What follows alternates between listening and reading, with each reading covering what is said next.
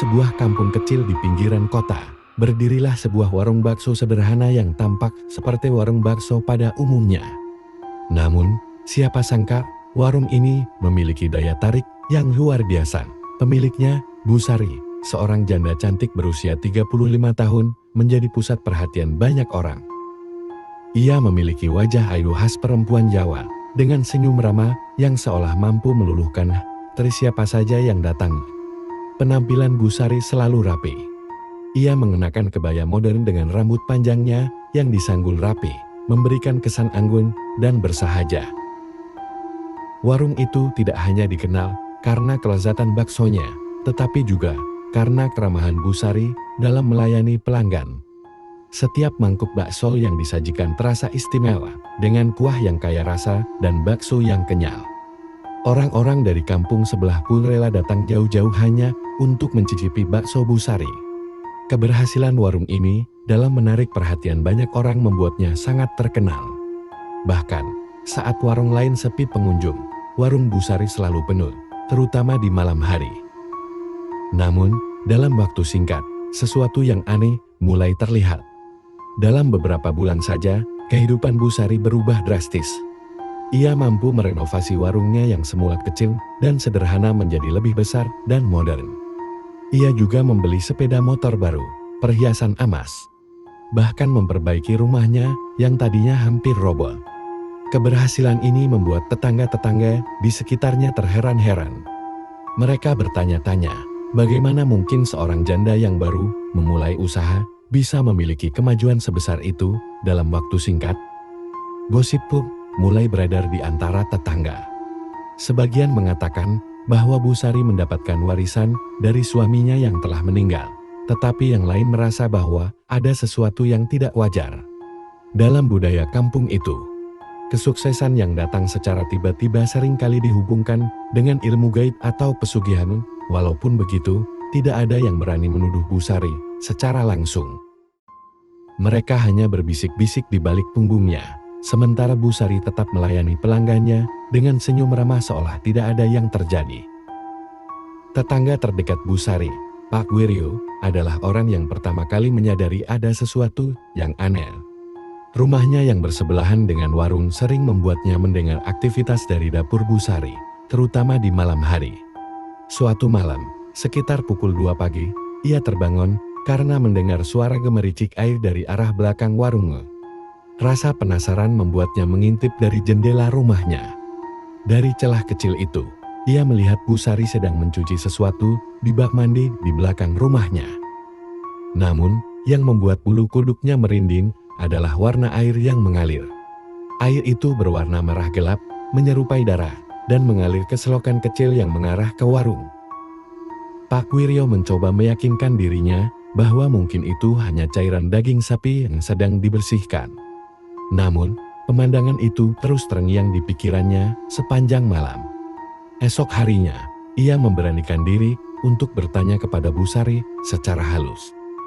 Bu Sari, tadi malam saya lihat kok seperti ada cairan merah di belakang warung. Lagi nyuci apa ya? Tanyanya dengan nada penasaran. Bu Sari tersenyum kecil, tidak terlihat terkejut. Oh, itu saya sedang membersihkan daging sapi untuk bakso, Pak. Kan memang suka ada darahnya, jawabnya ringan sambil tersenyum manis. Namun, senyum itu terasa dingin bagi Pak Wiryo.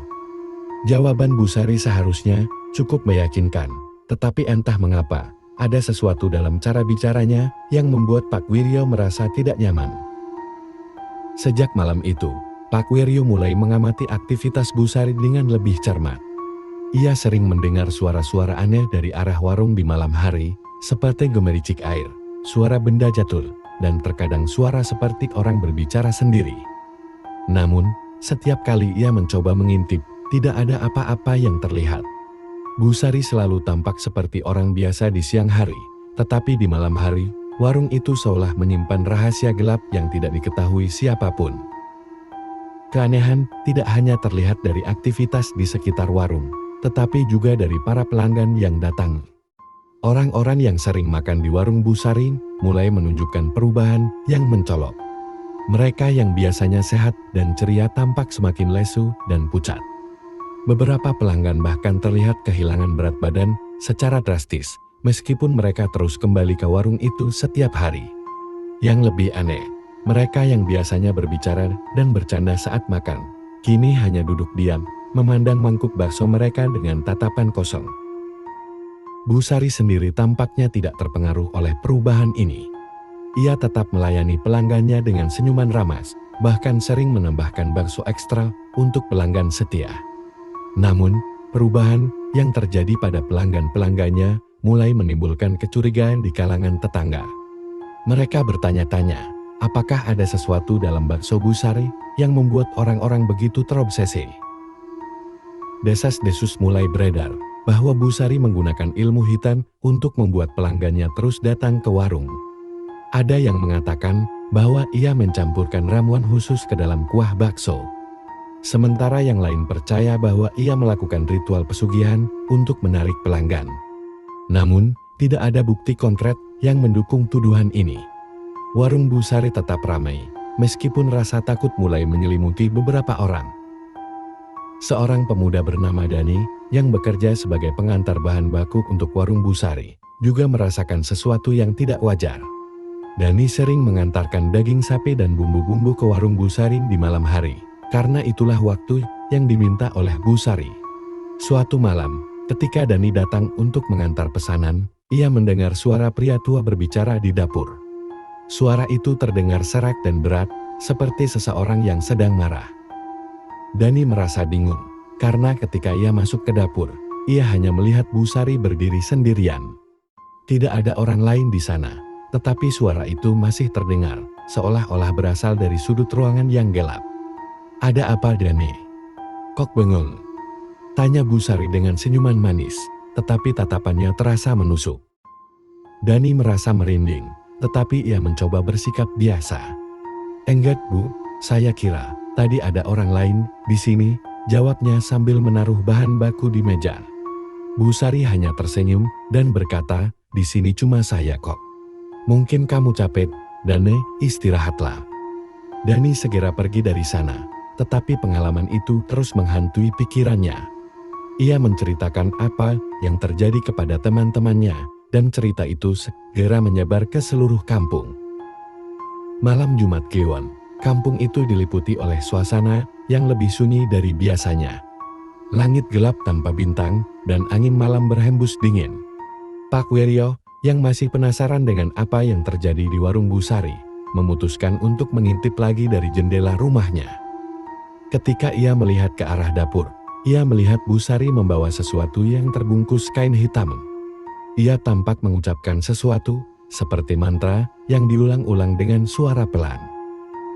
Cahaya merah samar terlihat keluar dari celah dapur, dan gemericik air terdengar semakin jelas.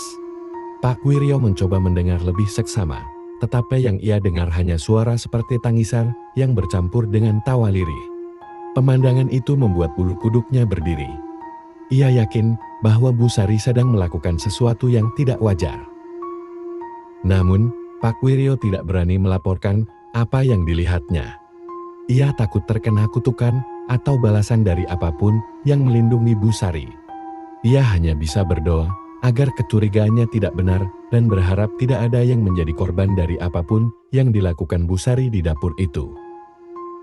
Beberapa minggu setelah kecurigaan pertama muncul, keanehan semakin terasa di kampung. Pak Bejo, salah satu pelanggan setia warung Bu Sari, tiba-tiba jatuh sakit. Ia yang sebelumnya bugar dan penuh semangat mulai terlihat lemah dan lesu. Tubuhnya yang gemuk kini menjadi kurus kering, kulitnya memucat, dan ia sering mengeluh tentang mimpi buruk yang terus menghantuinya setiap malam. Keluarganya yang khawatir membawanya ke rumah sakit, tetapi dokter tidak menemukan penyakit apapun. Karena tidak ada hasil dari pengobatan medis, keluarga Pak Bejo akhirnya membawa beliau ke seorang dukun terkenal di kampung sebelah. Sang dukun, setelah melakukan ritual sederhana, mengungkapkan bahwa Pak Bejo terkena pengaruh energi negatif. Energi ini bukan berasal dari dirinya sendiri, kata dukun itu dengan suara pelan. Ada sesuatu yang melekat pada makanan yang ia konsumsi, sesuatu yang tidak seharusnya ada. Ketika ditanya apa yang sering ia makan akhir-akhir ini, Pak Bejo menyebutkan warung Bu Sari. Kabar ini dengan cepat menyebar di kampung, membuat banyak orang yang pernah makan di sana mulai merasa cemas. Beberapa bahkan berhenti makan di warung itu, tetapi yang lain tetap datang, seolah-olah tidak mampu menolak daya tarik warung Bu Sari. Mereka merasa seperti terikat, dan tidak dapat berhenti memikirkan rasa bakso yang selalu membuat mereka ingin kembali. Dengan merebaknya kabar tentang Pak Bejo, warung Bu Sari mulai kehilangan sebagian pelanggannya. Namun, ada hal aneh yang terjadi, mereka yang terus datang terlihat semakin aneh. Beberapa dari mereka makan dengan tatapan kosong, sementara yang lain hanya duduk di kursi tanpa memesan apapun. Warung itu, yang sebelumnya penuh dengan tawa dan obrolan, kini berubah menjadi tempat yang sunyi dengan suasana yang terasa berat dan menyesakkan. Bu Sari tampak tidak terpengaruh oleh perubahan ini. Ia tetap melayani pelanggan dengan senyuman hangatnya yang khas, bahkan ketika hanya sedikit orang yang datang. Namun, bagi tetangga yang mengawasi, senyum itu mulai terasa tidak alami. Ada sesuatu di balik senyuman itu, seolah-olah Bu Sari menyembunyikan sesuatu yang tidak ingin diketahui siapapun. Para pelanggan yang tetap setia mulai mengalami hal-hal aneh di rumah mereka. Beberapa dari mereka melaporkan mendengar suara bisikan saat tidur, sementara yang lain merasa seperti diawasi oleh sesuatu yang tak kasat mata. Namun, meskipun mengalami hal-hal aneh, mereka tetap tidak bisa berhenti datang ke warung Bu Sari.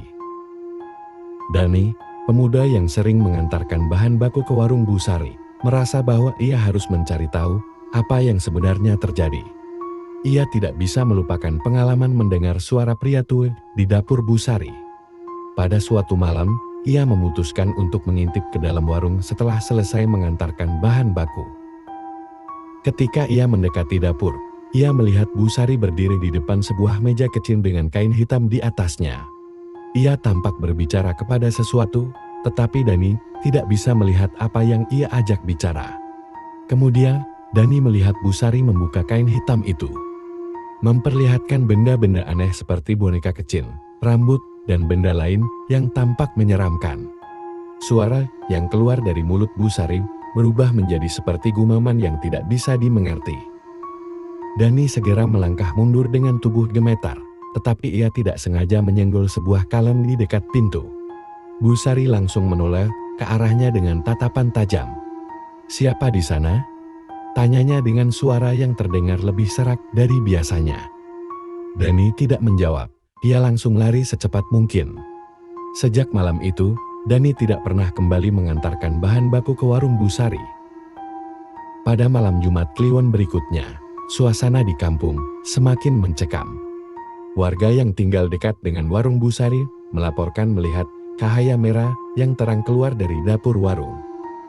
Mereka juga mendengar suara tawa dan tangisan bercampur menjadi satu. Pak Welyo, yang sejak awal curiga terhadap Bu Sari, memberanikan diri untuk mengintip lagi dari jendelanya. Ketika ia melihat ke arah dapur, ia melihat Bu Sari berdiri di depan sebuah altar kecil yang dipenuhi dengan bunga-bunga dan dupa yang menyala. Di atas altar itu, terdapat sebuah mangkuk yang tampak berisi cairan merah. Bu Sari tampak meneteskan darah dari jarinya ke dalam mangkuk itu sambil mengucapkan sesuatu yang terdengar seperti mantra.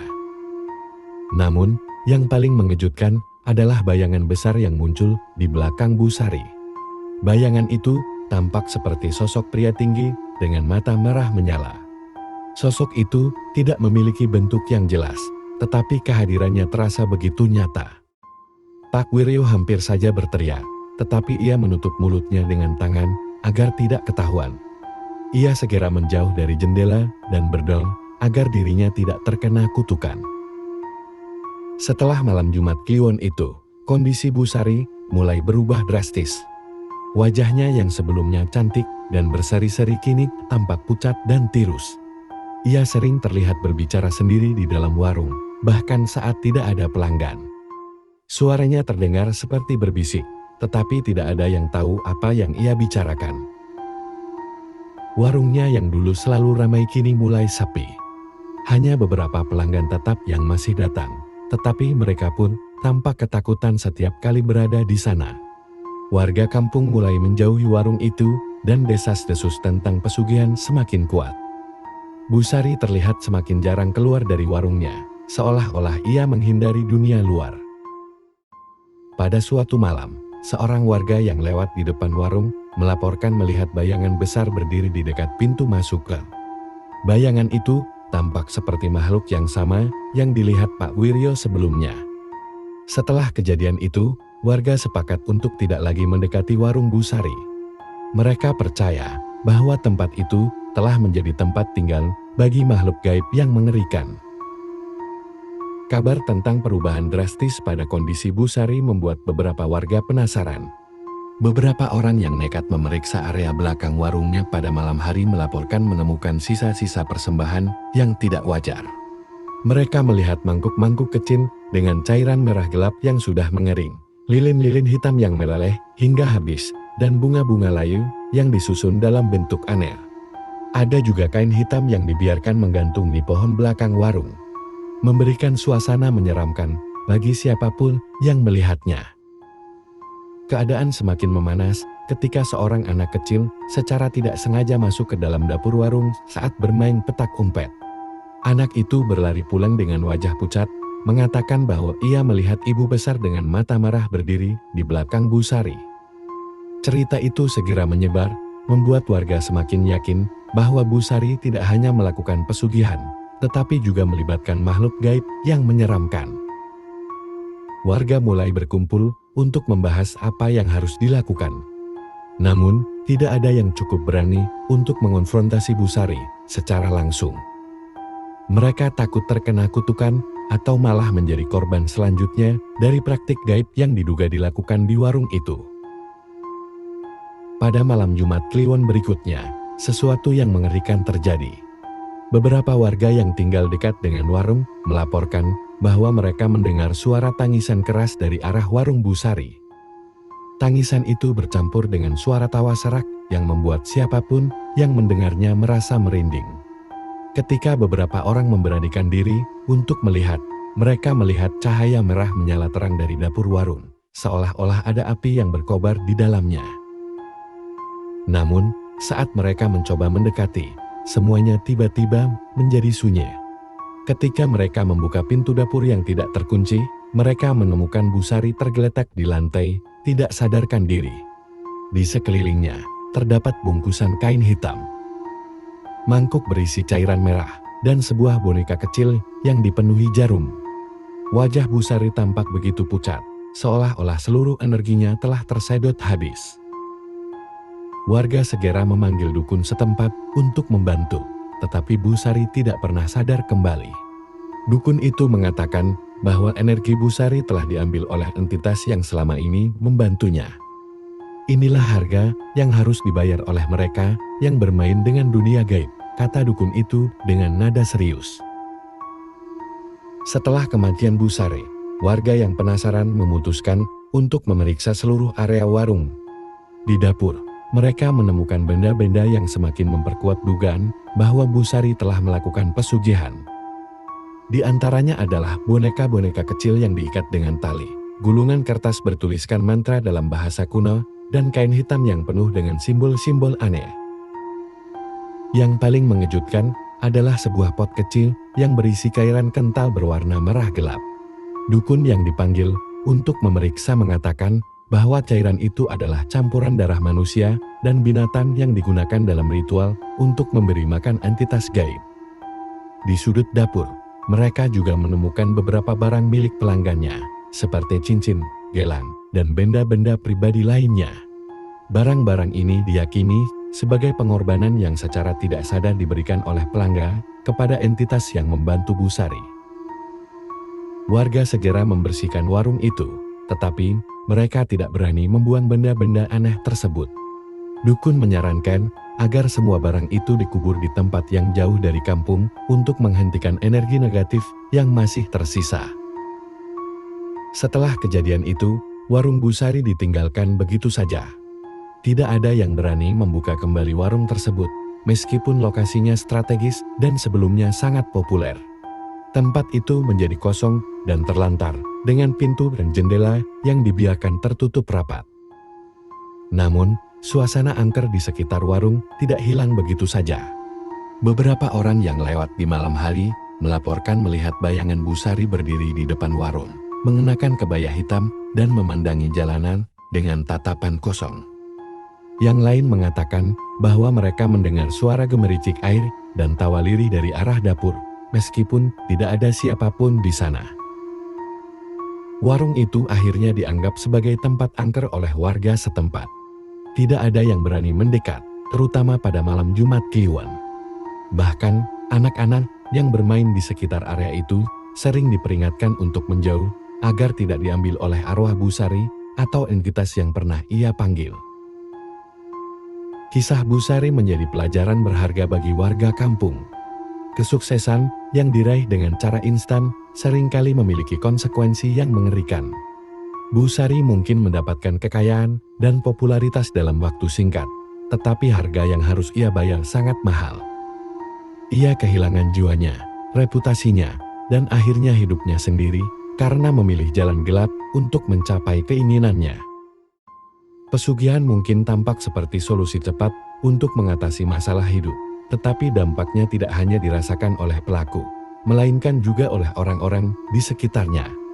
Dalam kasus Bu Sari, pelanggannya juga menjadi korban dari energi negatif yang ia sebarkan melalui praktik gaibnya. Kisah ini mengingatkan bahwa jalan gelap seperti pesugihan hanya membawa kehancuran, bukan kebahagiaan sejati. Warung itu kini berdiri sebagai simbol peringatan bagi siapapun yang lewat, bahwa keserakahan dan tindakan melawan alam hanya akan membawa malapetaka. Penduduk kampung sepakat untuk membiarkan warung itu tertutup selamanya, berharap bahwa arwah Bu Sari dan entitas yang pernah ia panggil akan menemukan ketenangan dan tidak lagi mengganggu siapapun. Jadi, teman-teman, itulah kisah misteri tentang janda cantik penjual bakso yang melakukan pesugihan. Kisah ini mengingatkan kita untuk selalu berhati-hati dalam mencari rezeki dan tidak tergoda oleh cara-cara instan yang dapat membawa kehancuran. Dunia ini penuh misteri, dan tidak semua hal yang terlihat indah memiliki akhir yang bahagia. Semoga cerita ini memberikan pelajaran berharga bagi kita semua. Kalau kalian suka cerita ini, jangan lupa untuk klik tombol like, tulis komentar kalian di bawah tentang pendapat atau pengalaman kalian dengan cerita mistis, dan tentunya subscribe channel ini agar kalian tidak ketinggalan cerita-cerita menarik berikutnya. Dan, kalau kalian merasa cerita ini bermanfaat atau seru, jangan ragu untuk share ke teman-teman kalian ya. Sampai jumpa di video berikutnya, tetap waspada, dan jangan pernah abaikan peringatan dari alam. Terima kasih sudah menonton, dan salam hangat dari kami. Wassalamualaikum warahmatullahi wabarakatuh.